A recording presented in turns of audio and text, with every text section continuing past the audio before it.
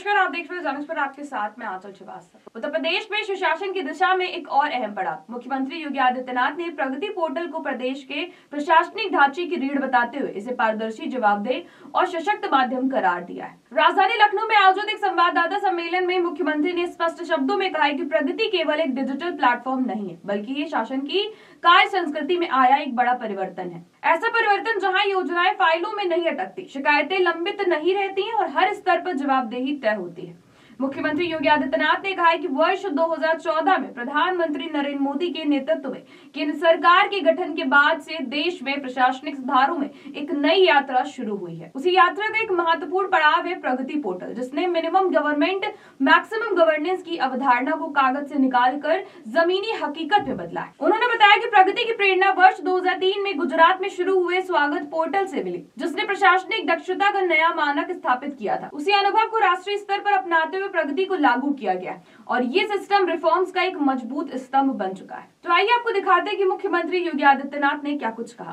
2014 में देश का नेतृत्व संभालने के साथ ही डिजिटल गवर्नेंस, कोऑपरेटिव फेडरलिज्म को जो एक सशक्त आधार दिया, प्रगति ने उसके माध्यम से सिद्ध करके दिखाया है कि इंटेंट, टेक्नोलॉजी और अकाउंटेबिलिटी एक साथ आती है। यानी जब ये तीनों एक साथ मिलते हैं तो आउटकम्स अपने आप सुनिश्चित हो जाते हैं। ये जो कुछ भी आज परिणाम देखने को मिल रहा होगा, देश के अंदर मिल रहा है या प्रदेश के अंदर देखने को मिल रहा है, ये आदरणीय प्रधानमंत्री जी के दूरदर्शी नेतृत्व में टेक्नोलॉजी का बेहतर उपयोग करते हुए अंतर मंत्रालय या अंतर विभागीय समन्वय का एक ऐसा प्लेटफॉर्म जहां पर इन सभी समस्याओं के समाधान की दिशा में एक बेहतर प्रयास किया जा सके। मुख्यमंत्री योगी आदित्यनाथ ने जानकारी दी कि देश में 377 बड़ी परियोजनाओं की समीक्षा स्वयं प्रधानमंत्री नरेंद्र मोदी द्वारा की जा रही है।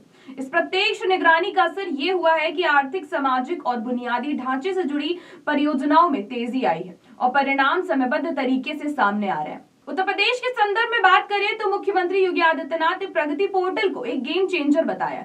उन्होंने बताया कि प्रदेश में लगभग 4,65,000 करोड़ रुपए की परियोजनाएं इस प्लेटफॉर्म से जुड़ी हुई हैं। इनमें से कई योजनाएं पूरी हो चुकी हैं और शेष पर तेजी से काम चल रहा है। विभागों के बीच बेहतर समन्वय और निरंतर समीक्षा से परियोजनाओं के क्रियान्वयन में उल्लेखनीय सुधार देखने को मिला है। और सबसे अहम बात, मुख्यमंत्री के अनुसार प्रगति पोर्टल के माध्यम से प्रदेश में 97% मामलों का समाधान सुनिश्चित किया गया है। जन शिकायतों से लेकर विकास कार्यों तक समस्याओं की पहचान और समाधान की प्रक्रिया अब सुशासन का एक प्रभावी मॉडल बन चुकी है। तो आइए आपको दिखाते हैं कि मुख्यमंत्री योगी आदित्यनाथ ने क्या कुछ कहा।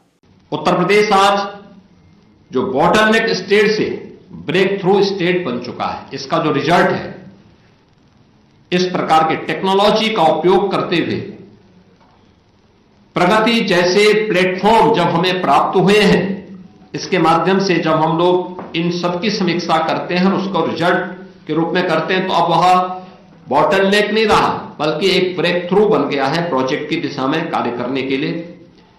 राज्य ने फैसिलिटेटर से आगे बढ़ करके अब एक्सीलेटर के रूप में प्रदेश सरकार तेजी के साथ इन सभी प्रोजेक्ट के माध्यम से आगे बढ़ी है।